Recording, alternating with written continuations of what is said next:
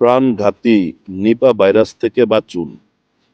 কাঁচা খেজুরের রসে বাদুড়ের মাধ্যমে মারাত্মক সংক্রামক নিপা ভাইরাস সংক্রমণ ঘটতে পারে। নিপা ভাইরাস একটি মারাত্মক সংক্রামক জীবাণু। এই ভাইরাস আক্রান্ত হলে অধিকাংশ ক্ষেত্রেই মৃত্যু ঘটে। খেজুরের রস কখনো কাঁচা অবস্থায় পান করা যাবে না। খেজুরের রস অবশ্যই জাল দিয়ে পান করতে হবে। এই কথাগুলো বলেছে বাংলাদেশ নিরাপদ খাদ্য কর্তৃপক্ষ, সরকারি একটা বড় প্রতিষ্ঠান।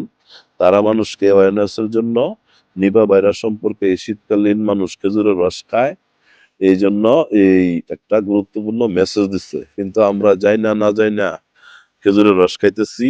বিশেষ করে কি বলবো, আমি নিজেই এই গাছের খেজুরের রসই খাইছি কিছুদিন আগে না যাই না। কিন্তু আজকে দেখার পরে সিদ্ধান্ত নিচ্ছি বাকি যতদিন জীবন আছে আর খেজুরের রস খাবো না। ধন্যবাদ সবাইকে, সবাই সচেতন হন। অন্তত খেজুরের রস খেয়ে নিজের বিপদ ডেকে আনবেন না কেউ। খেজুরের রস এমন কোনো জিনিস না যে না খাইলে কোনো ক্ষতি হবে, কিন্তু খাইলে ক্ষতি হবে।